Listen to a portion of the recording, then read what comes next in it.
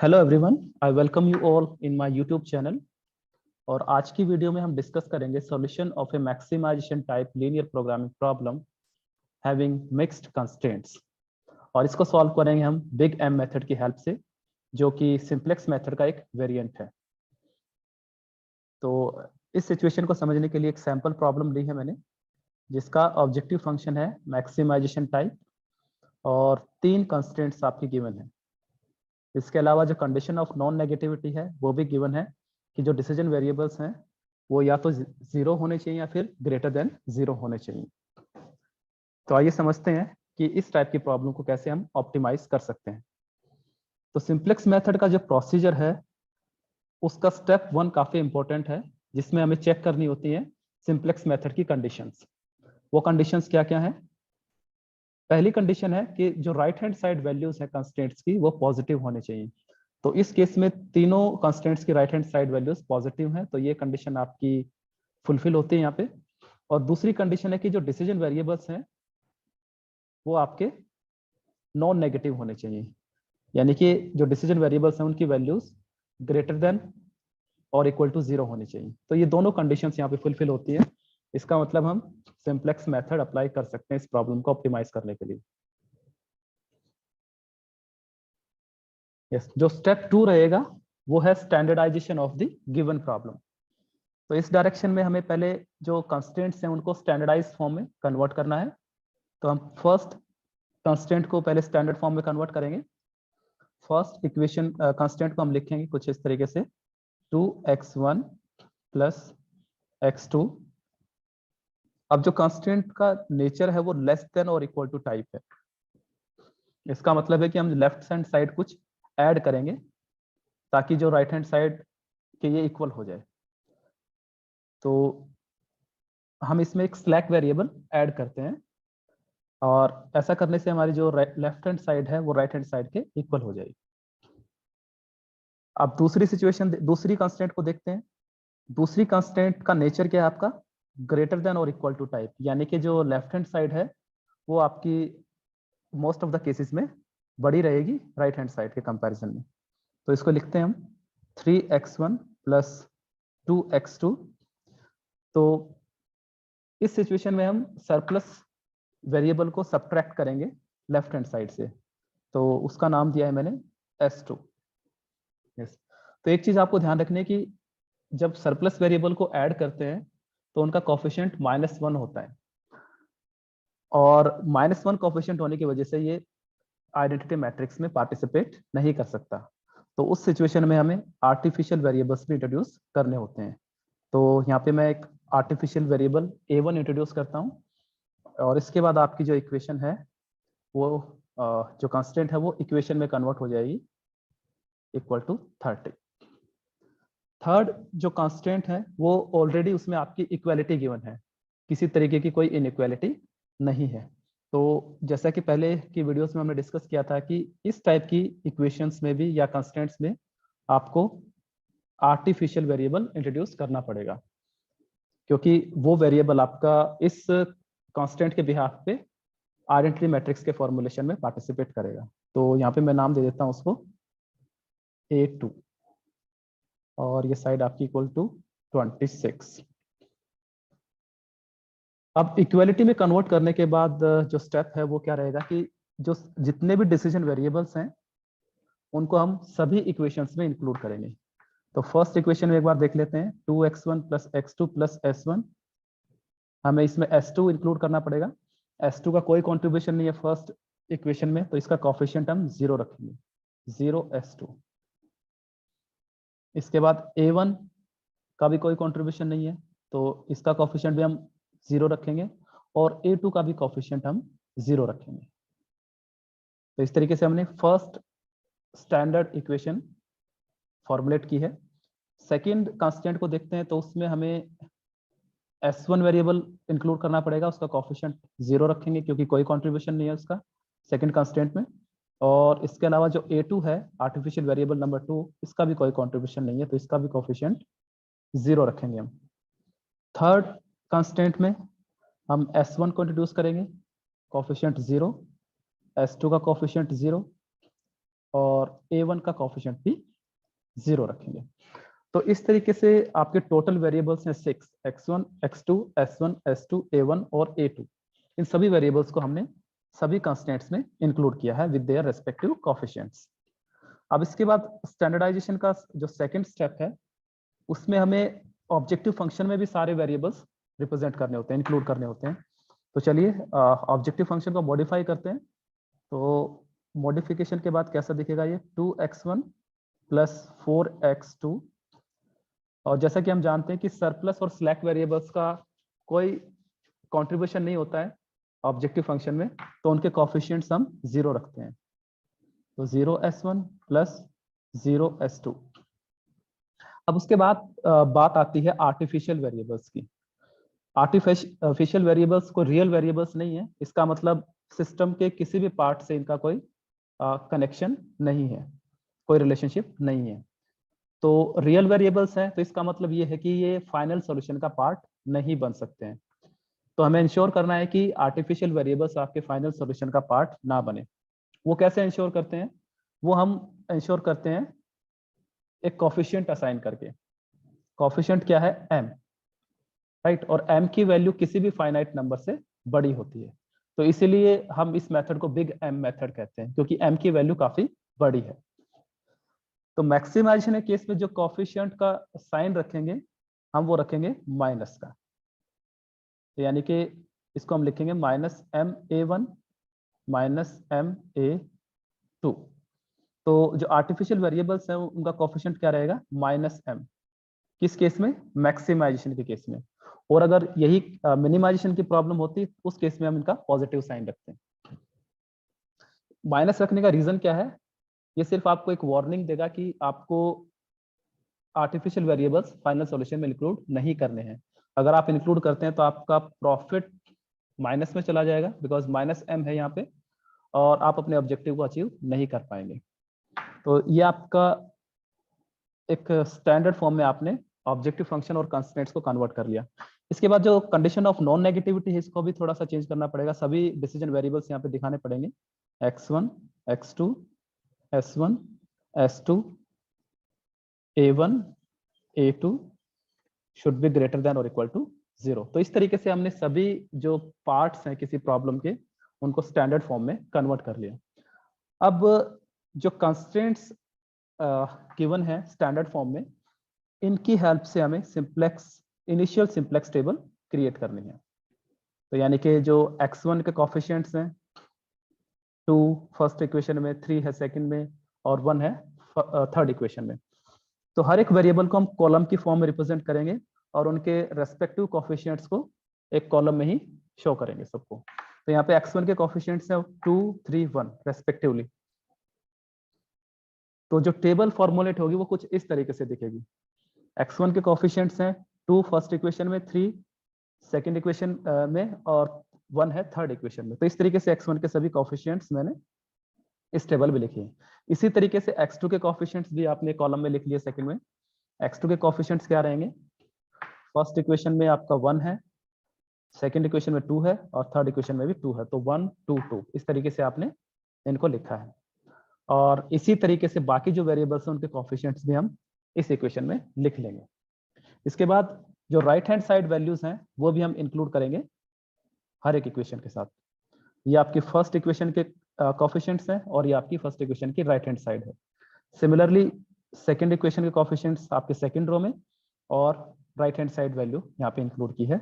और third equation के जो कोफिशिएंट्स हैं वो थर्ड रो में हमने रिप्रेजेंट किए हैं with right hand side value. अब हमें सिंप्लेक्स मेथड को इनिशिएट करना है, और सिंप्लेक्स मेथड को इनिशिएट करने की जो पहली कंडीशन है वो ये है कि आइडेंटिटी मैट्रिक्स फॉर्मुलेट होनी चाहिए। अब आइडेंटिटी मैट्रिक्स कौन कौन से वेरिएबल्स बना रहे हैं वो हम देख लेते हैं एक बार। ये 3 रोज आपको कंसीडर करनी है उस पर्पस के लिए।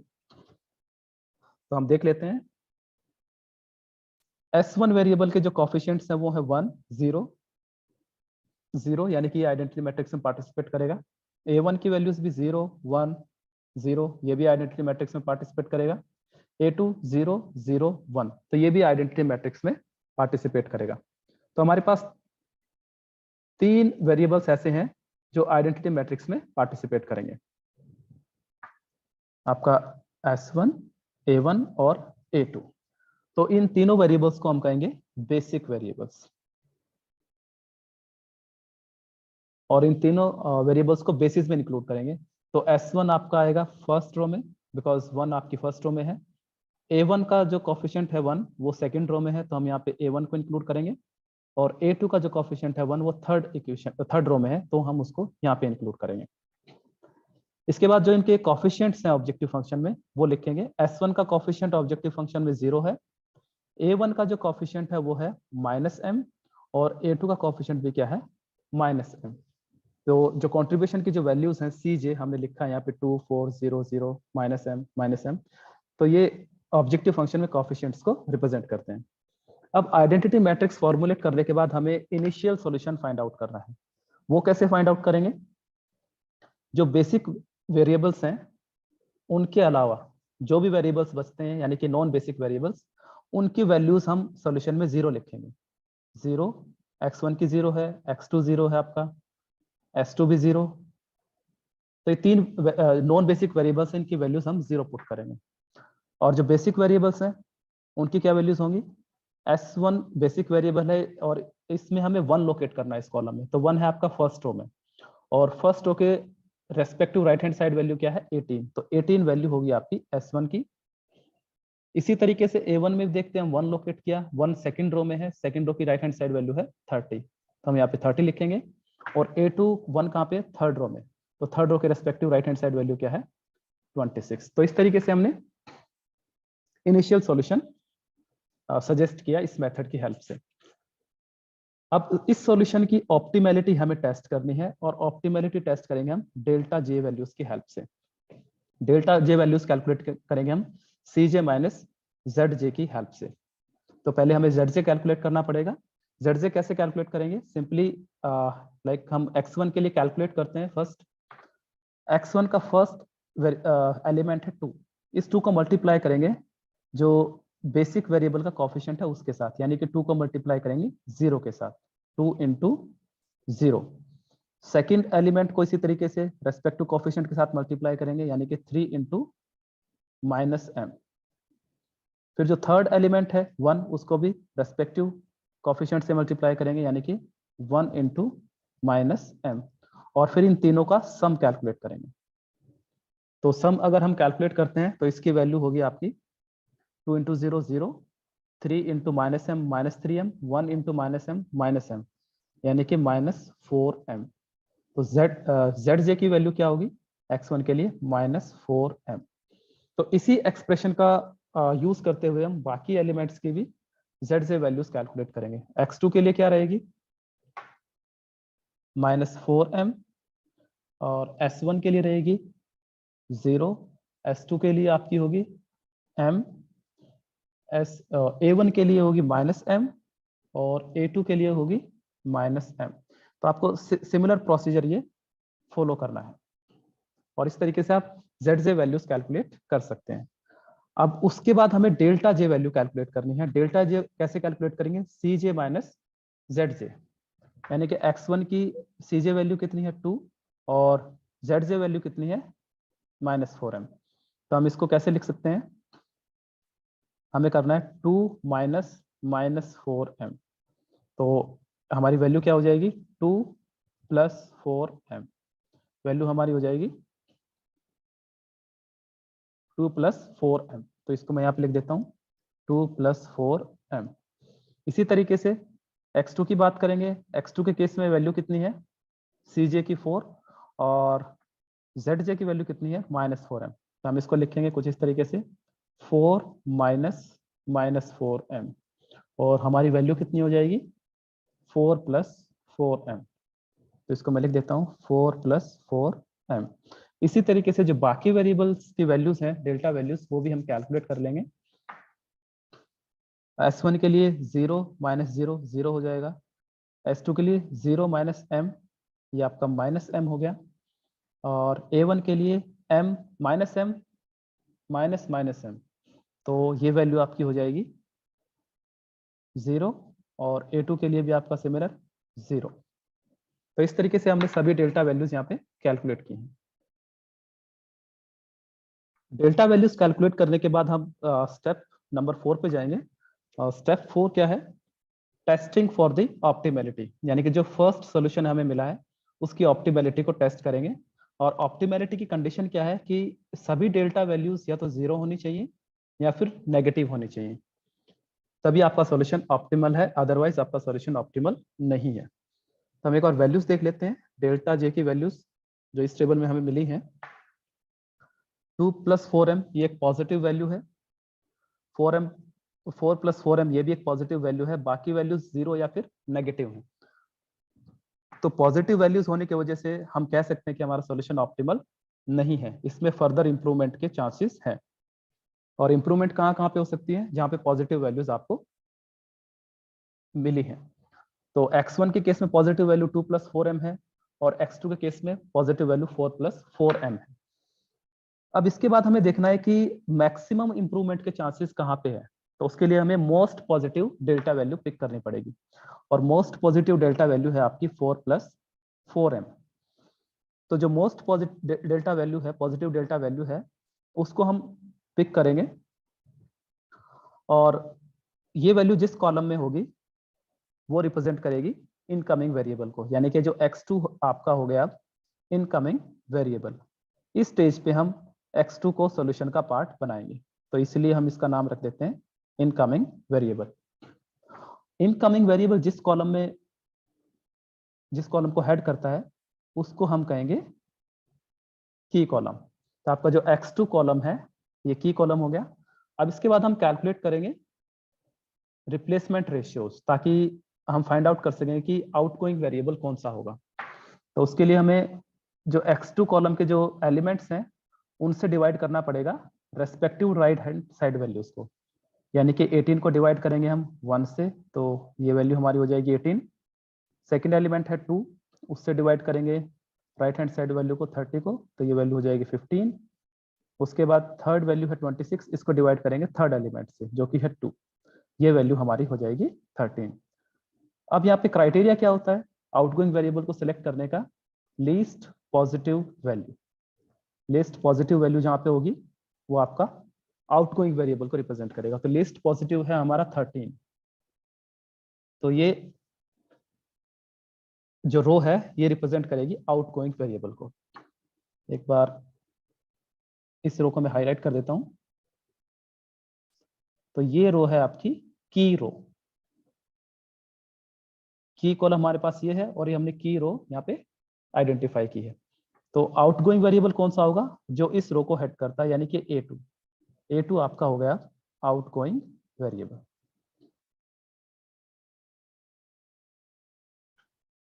और जिस सेल में की रो और की कॉलम इंटरसेक्ट करते हैं उस एलिमेंट को हम कहेंगे की एलिमेंट।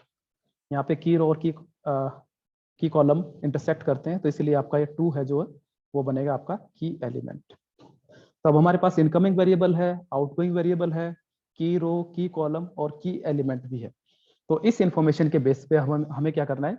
इस टेबल को रिवाइज करना है ताकि हम सॉल्यूशन को इंप्रूव कर सकें। तो चलिए इस टेबल को रिवाइज करते हैं। रिवाइज करने की डायरेक्शन में जो फर्स्ट स्टेप होगा वो क्या है? स्टेप नंबर 1, हमें रिप्लेसमेंट रो क्रिएट करनी है इन प्लेस ऑफ की रो, यानी कि की रो की जगह पे एक रिप्लेसमेंट रो क्रिएट करनी है। तो रिप्लेसमेंट रो कैसे क्रिएट करेंगे? की रो के सभी एलिमेंट्स को हम की एलिमेंट से डिवाइड करेंगे। तो ये सभी एलिमेंट्स मैंने लिख लिए हैं की रो के 1 2 0 0 0 1 26। हर एक एलिमेंट को डिवाइड करेंगे की एलिमेंट से। हमारा की एलिमेंट क्या है इसमें? 2, और ये सभी एलिमेंट्स की रो के हैं, तो यानी कि 2 से हम डिवाइड करेंगे हर एक एलिमेंट को। चलिए डिवाइड करते हैं। 1/2, 2/2, 0/2। इसको सिंप्लीफाई करेंगे तो आपकी वैल्यू हो जाएगी फर्स्ट 1/2, ये 1, ये 0 0 0, ये आपकी 1/2 और ये हो जाएगी 13। तो आपकी ये रिप्लेसमेंट रो के एलिमेंट्स आ गए। तो चलिए मैं जो की रो थी उसकी जगह पे रिप्लेसमेंट रो के आइटम्स लिख देता हूँ। की रो हमारी थर्ड रो थी, तो थर्ड रो की जगह ही रिप्लेसमेंट रो को हम लिखेंगे। तो ये एलिमेंट्स मैंने सारे इसमें लिख दिए हैं। ये आपकी रिप्लेसमेंट रो है। अब रिप्लेसमेंट रो फाइंड आउट करने के बाद जो सेकंड स्टेप है वो क्या है, हमें न्यू रोज क्रिएट करनी है। की रो के अलावा जितनी भी रोज बची हैं उनकी जगह पे हम न्यू यानी कि नई रोज डेवलप करेंगे, राइट। अब न्यू रो डेवलप करने का फॉर्मूला क्या फॉलो करेंगे हम, वो है old row element minus row element in key column into corresponding replacement value. तो ये एक्सप्रेशन हमें फॉलो करना है नई न्यू रो एलिमेंट कैलकुलेट करने के लिए। फॉर एग्जाम्पल अगर हम कैलकुलेट करना चाहते हैं first element of new row, first element of new row यानी कि ये वैल्यू हमें कैलकुलेट करनी है, तो फॉर्मूला क्या होगा, ओल्ड रो एलिमेंट। अब की रो के अलावा जितनी भी रोज बची हैं उनको हम ओल्ड रो ट्रीट करेंगे, ओल्ड रो का नाम देंगे। तो फर्स्ट ओल्ड रो को मैं पिक करता हूं एक बार। अगर मुझे कैलकुलेट करना है first new row element, right, तो मैं क्या फॉर्मूला क्या रहेगा, first old row element, first old row element minus bracket start row element in key column, यानी कि फर्स्ट जो ओल्ड रो थी उसका कौन सा एलिमेंट की कॉलम में है। तो हम फर्स्ट रो को कंसिडर कर रहे हैं यहाँ पे, इसका कौन सा एलिमेंट की कॉलम में है, तो ये है 1। तो मैं यहाँ पे 1 लिखूंगा -1 इनटू कोरस्पॉन्डिंग रिप्लेसमेंट रो वैल्यू, कोरस्पॉन्डिंग रिप्लेसमेंट रो वैल्यू। क्योंकि हम फर्स्ट एलिमेंट को कैलकुलेट कर रहे हैं तो न्यू जो रिप्लेसमेंट रो है उसका फर्स्ट एलिमेंट हम यहाँ पे राइट डाउन करेंगे। तो फर्स्ट एलिमेंट क्या है 1/2, 1/2। तो इस तरीके से इसको सॉल्व करेंगे तो जो हमारा फर्स्ट एलिमेंट है वो क्या होगा, इसकी वैल्यूज में एक बार पुट कर देता हूं। First old row element, old row element कितना है इसमें 2, तो वैल्यू आपकी हो जाएगी 2 माइनस 1 इंटू 1/2। जब हम इसको सॉल्व करेंगे तो हमारी वैल्यू क्या होगी 3/2। तो यानी कि जो न्यू रो न्यू रो का जो फर्स्ट एलिमेंट है वो होगा आपका 3/2। तो इस तरीके से हमें ये फॉर्मूला हर एक ओल्ड रो एलिमेंट पे अप्लाई करना है। तो अभी हम फर्स्ट रो को कंसिडर करेंगे।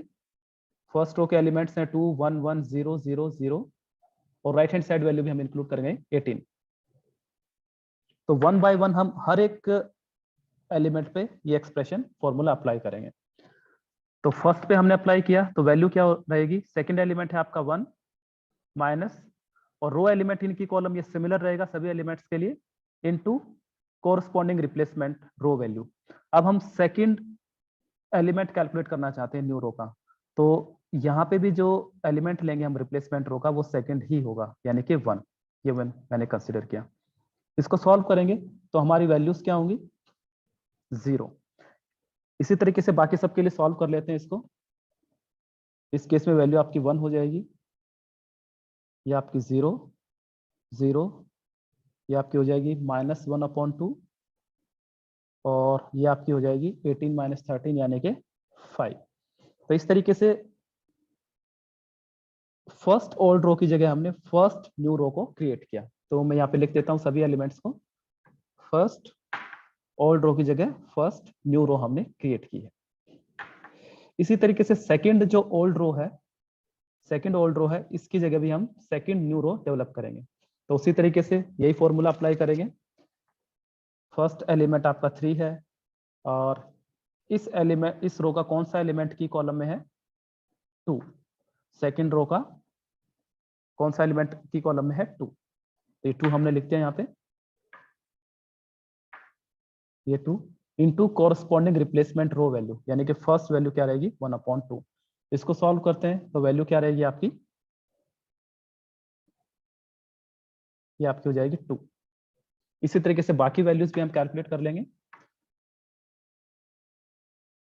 बाकी वैल्यूज आपकी हो जाएंगी 0 0 -1 1 और आपकी ये -1 4। तो ये आपकी सेकंड न्यू रो के एलिमेंट्स यहाँ पे आ गए।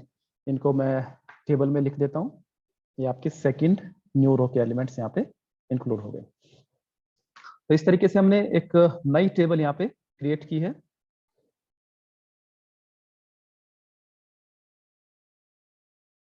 अब फिर से हम स्टेप 1 से यहाँ से स्टार्ट करेंगे, यानी कि फिर से हम आइडेंटिटी मैट्रिक्स लोकेट करेंगे, बेसिक वेरिएबल्स को आइडेंटिफाई करेंगे।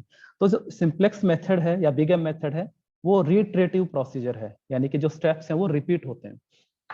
तो इसमें देख लेते हैं कि बेसिक वेरिएबल्स कौन कौन से हैं जो आइडेंटिटी मैट्रिक्स में पार्टिसिपेट करेंगे। x2 पार्टिसिपेट करेगा, s1 पार्टिसिपेट करेगा, इसके अलावा a1 पार्टिसिपेट करेगा।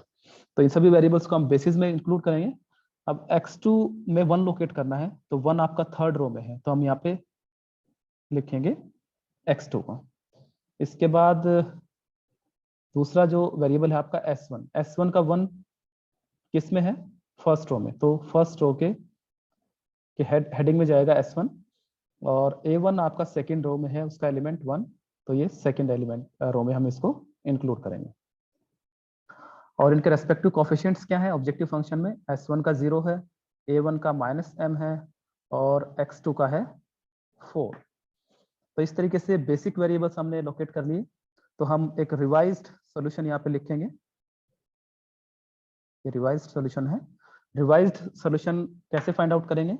नॉन बेसिक वेरिएबल्स यानी कि x1 और s2 और a2, इनकी वैल्यूज 0 पुट करेंगे। तो जो वेरिएबल्स आपके आइडेंटिटी मैट्रिक्स में पार्टिसिपेट नहीं करते उनकी वैल्यूज हम 0 पुट करेंगे सॉल्यूशन में। x1 0 हो गया, s2 0 और a2 भी 0। और जो बेसिक वेरिएबल्स हैं उनकी वैल्यूज कैसे कैलकुलेट करेंगे? सेम प्रोसीजर, 1 लोकेट करेंगे, x2 के सामने 1 ये है, और इसके respective right hand side value क्या है? 13, तो 13 हम यहाँ पे लिखेंगे। s1 1 यहाँ पे, इसके respective right hand side value है ये, यहाँ पे लिखेंगे 5। a1 की respective right hand side value है 4, तो हमने यहाँ पे 4 लिखा। तो इस तरीके से इनिशियल सॉल्यूशन मैंने फाइंड आउट किया। अब हम इस सॉल्यूशन की ऑप्टिमलिटी टेस्ट करेंगे डेल्टा वैल्यूज की हेल्प से। और डेल्टा वैल्यूज कैसे कैलकुलेट करेंगे? c माइनस zj की हेल्प से। तो हमें zj की वैल्यूज कैलकुलेट करनी है फॉर एवरी वेरिएबल। तो सेम प्रोसीजर आपका रहेगा, x1 के फर्स्ट एलिमेंट को मल्टीप्लाई करेंगे रेस्पेक्टिव कोफिशिएंट से बेसिक वेरिएबल्स में जो है। सो 3/2 into 0 plus 2 into -m plus 1/2 into 4, तो आपकी वैल्यू होगी 2 माइनस 2m। x2 के केस में वैल्यू होगी 4, s1 के केस में वैल्यू होगी 0, s2 के केस में वैल्यू हो जाएगी आपकी m, और a1 के केस में वैल्यू होगी -m, और a2 के केस में वैल्यू हो जाएगी आपकी 2 प्लस m। तो मैं एक बार डायरेक्ट वैल्यूज लिख रहा हूँ, आपको सिमिलर प्रोसीजर फॉलो करना है। एक बार फर्स्ट वैल्यू मैं कैलकुलेट करके दिखा देता हूँ आपको। x1 का फर्स्ट एलिमेंट है 3/2, इसको मल्टीप्लाई करना है रेस्पेक्टिव कोफिशिएंट इन बेसिस जो कि 0 है, प्लस सेकेंड एलिमेंट है 2, इसको मल्टीप्लाई करना है रेस्पेक्टिव कोफिशिएंट के साथ 2 into -m, plus third element है 1/2, इसको मल्टीप्लाई करना है रेस्पेक्टिव एलिमेंट जो कि है 4। तो ये हो जाएगा 1/2 इंटू 4।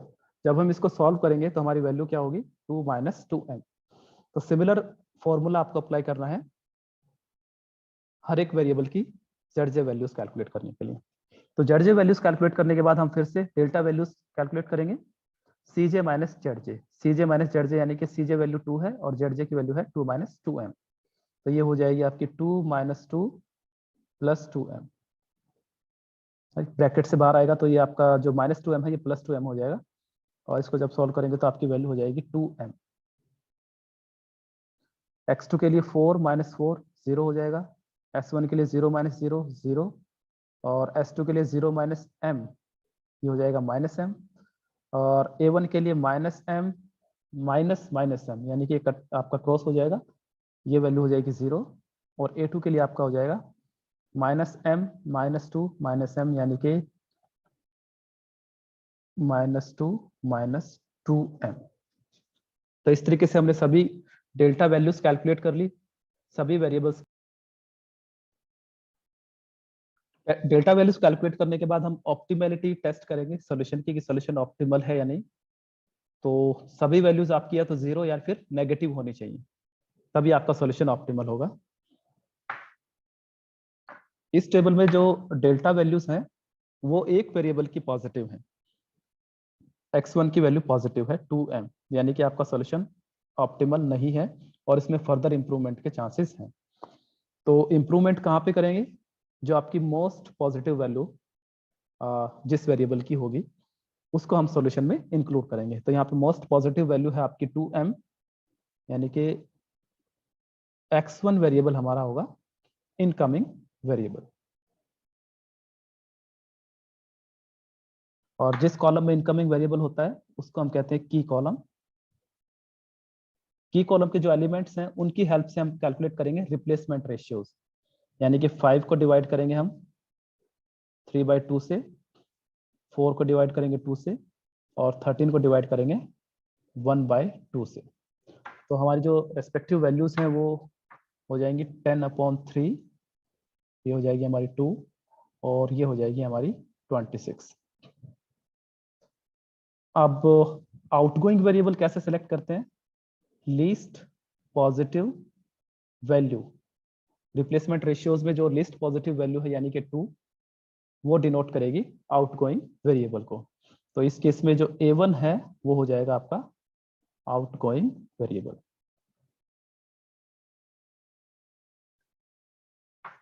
और जो सेकंड रो है उसको हम कहेंगे की रो।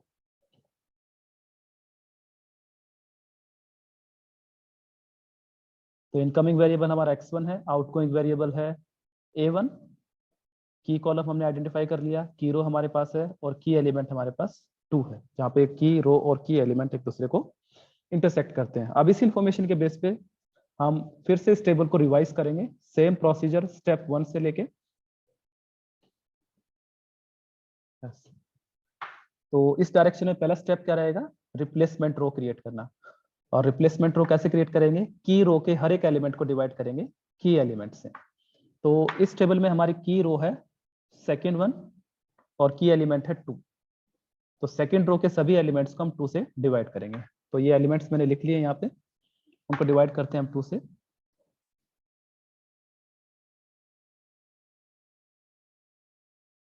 और जब इनको सॉल्व करेंगे तो हमारे पास रिप्लेसमेंट रो के एलिमेंट्स आ जाएंगे। ये आपका 1 0 0 -1/2 1/2 -1/2 और ये हो जाएगा 2।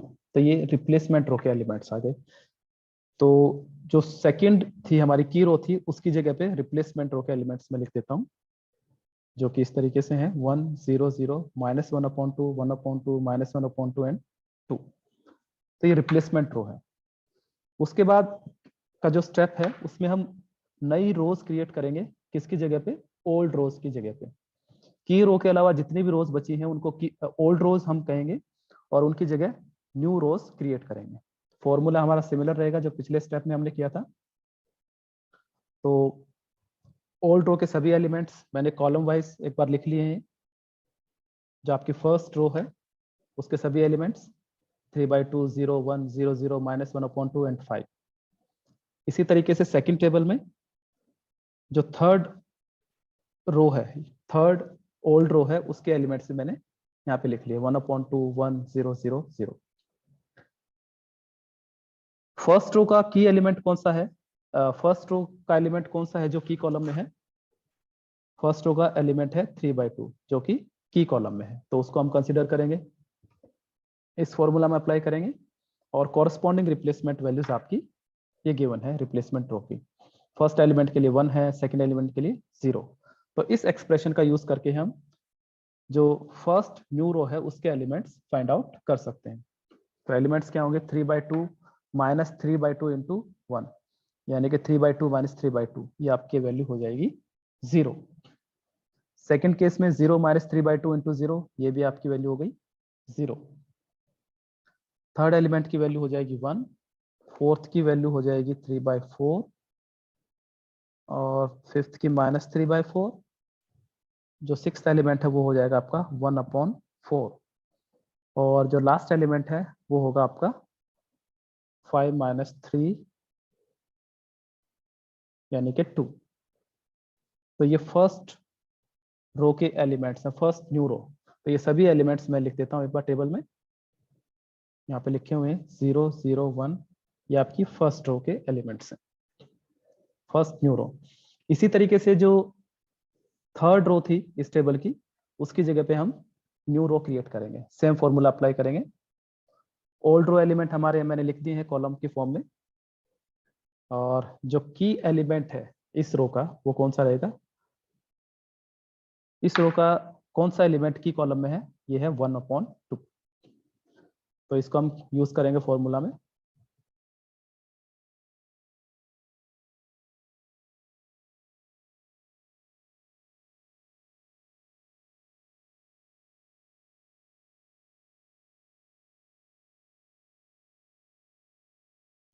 तो आपका ये रहेगा 1/2, ये 2 की जगह लिखा जाएगा 1/2।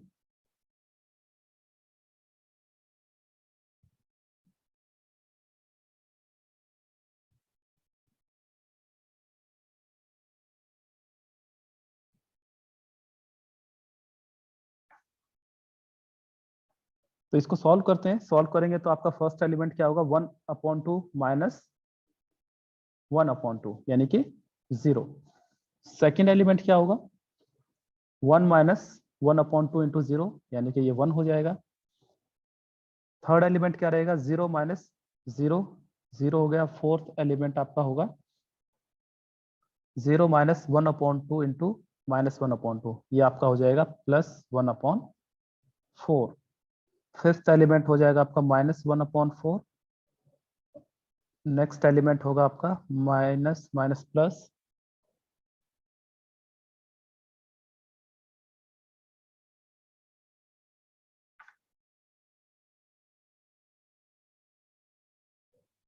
जो नेक्स्ट एलिमेंट है वो उसकी वैल्यू हो जाएगी आपकी 3/4, और लास्ट एलिमेंट होगा 13 - 1 यानी कि 12।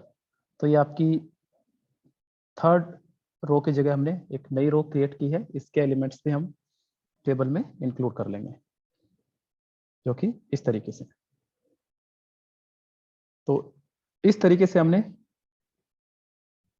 जो नई टेबल है, रिवाइज्ड टेबल है, वो क्रिएट की है। अब इस रिवाइज टेबल में भी हम फिर से सॉल्यूशन फाइंड आउट करेंगे, एक रिवाइज्ड सॉल्यूशन यहाँ पे कैलकुलेट करेंगे। तो सबसे पहले प्रोसीजर सिमिलर है, जो बेसिक वेरिएबल्स हैं यानी कि जो आइडेंटिटी मैट्रिक्स के फॉर्मुलेशन में पार्टिसिपेट करेंगे उनको एक बार देख लेते हैं। x1 है, x2 और s1। x1 को इंक्लूड किया, x1 में 1 है आपका सेकंड रो में, तो x1 आपका यहाँ पे आ गया। s1 फर्स्ट रो में है तो s1 को यहाँ लिखेंगे। x2 आपका थर्ड रो में है तो यहाँ पे हम x2 को लिखेंगे। s1 का कॉफिशिएंट क्या ऑब्जेक्टिव फंक्शन में, 0। x1 का कॉफिशिएंट है 2, और x2 का कॉफिशिएंट ऑब्जेक्टिव फंक्शन में है 4। तो ये इंफॉर्मेशन हमारे पास है। तो अब हम इनिशियल सॉल्यूशन फाइंड आउट करेंगे। तो जो नॉन बेसिक वेरिएबल्स हैं यानी कि जो आइडेंटिटी मैट्रिक्स में पार्टिसिपेट नहीं करते, उनकी वैल्यू 0 पुट करेंगे। s2 की वैल्यू 0, a1 की वैल्यू 0, a2 की वैल्यू 0। अब जो x1 फर्स्ट बेसिक वेरिएबल है, इसके सामने 1 देखते हैं इस कॉलम में, और 1 के respective right hand side value यहाँ पे लिखेंगे यानी कि 2। x2 में 1 है थर्ड रो में, और थर्ड रो के respective right hand side value क्या है, 12, ये हम यहाँ पे लिखेंगे। s1 है फर्स्ट रो में 1 है s1 के सामने, तो इसकी respective right hand side value है 2। तो ये हमारा एक रिवाइज्ड सॉल्यूशन है। इस सॉल्यूशन की अब ऑप्टिमैलिटी टेस्ट करेंगे, और उसके लिए हम डेल्टा कैलकुलेट करेंगे। डेल्टा होगा CJ माइनस ZJ की हेल्प से। तो ZJ की वैल्यूज कैलकुलेट करते हैं, same procedure. 0 into 0 0 plus 2 into 1 plus 0 into 4, यानी कि वैल्यू आपकी हो जाएगी 2। सिमिलरली x2 की वैल्यू आपकी कितनी हो जाएगी, 0 इंटू 0 0, 0 इंटू 2 0, 4 इंटू 1 4, ये आपकी 4। इसी तरीके से बाकी वेरिएबल्स की भी ZJ वैल्यूज कैलकुलेट कर लेंगे। S1 के लिए 0 होगी, S2 के लिए भी 0 होगी, A1 के लिए भी 0 है और A2 के लिए 2 रहेगी। इसके बाद हम डेल्टा वैल्यूज कैलकुलेट करेंगे। CJ माइनस ZJ यानी कि 2 minus 2 0, for X2 4 minus 4 0, S1 0 minus 0 0, S2 के लिए 0 माइनस 0 0 और A1 के लिए माइनस M माइनस 0 यानी कि माइनस M और माइनस M माइनस 2 A2 के लिए, तो वैल्यू आपकी रहेगी माइनस M माइनस 2। ऑप्टिमैलिटी की कंडीशन क्या है कि सभी डेल्टा वैल्यूज या तो 0 होनी चाहिए या पॉजिटिव। तो इस केस में देखते हैं कि सभी डेल्टा वैल्यूज या तो 0 है, X1 के लिए 0 है, X2 के लिए 0, S1 और S2 के लिए भी 0 है और A1 और A2 यानी कि आर्टिफिशियल वेरिएबल्स के लिए नेगेटिव है। तो इसका मतलब ये है कि जो हमारा सॉल्यूशन है ये ऑप्टिमल है, ये सॉल्यूशन हमारा ऑप्टिमल है। तो फाइनली हमने थर्ड टेबल में ऑप्टिमल सॉल्यूशन फाइंड आउट कर लिया। तो इस सॉल्यूशन को अब हम ऑब्जेक्टिव फंक्शन में पुट करते हैं। हमारा जो मॉडिफाइड ऑब्जेक्टिव फंक्शन था वो था 2x1 plus 4x2 plus 0s1 0s2 minus ma1 minus ma2। अब इस ऑब्जेक्टिव फंक्शन में हम हमारे सॉल्यूशन को पुट करते हैं वैल्यूज को। तो x1 की वैल्यू क्या है 2, सॉल्यूशन को देखते हैं। तो x1 की वैल्यू 2 है और x2 की वैल्यू है 12, s1 की वैल्यू 2, बाकी की वैल्यू 0 है सॉल्यूशन में। तो एक बार ये रिप्लेस करते हैं, 2 इंटू x1 की जगह पे 2 लिखेंगे प्लस 4 इंटू x2 की जगह पे 12 लिखेंगे प्लस 0 इंटू s1 की जगह पे 2 लिखेंगे और s2 की वैल्यू आपकी 0 है तो 0 इंटू 0 माइनस a1 की वैल्यू भी 0 है माइनस a2 की वैल्यू भी 0 है। तो इस तरीके से हमने ये वैल्यूज पुट की इसमें।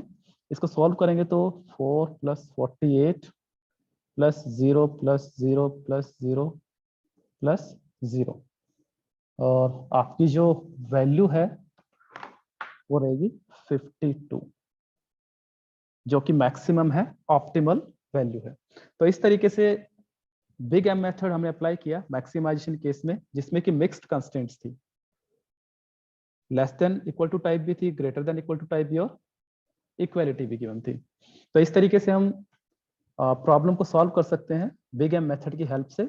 बस हमें ध्यान रखना है कि जो कंस्ट्रेंट्स हैं उनका नेचर चेक करना है और उस नेचर के बेस पे ही उनको स्टैंडर्ड फॉर्म में कन्वर्ट करना है with the help of slack variables, surplus variables या फिर आर्टिफिशियल वेरिएबल्स। तो आज की वीडियो में इतना ही। अगले वीडियोस में हम डिस्कस करेंगे सिंप्लेक्स मेथड के स्पेशल केसेस। Thank you.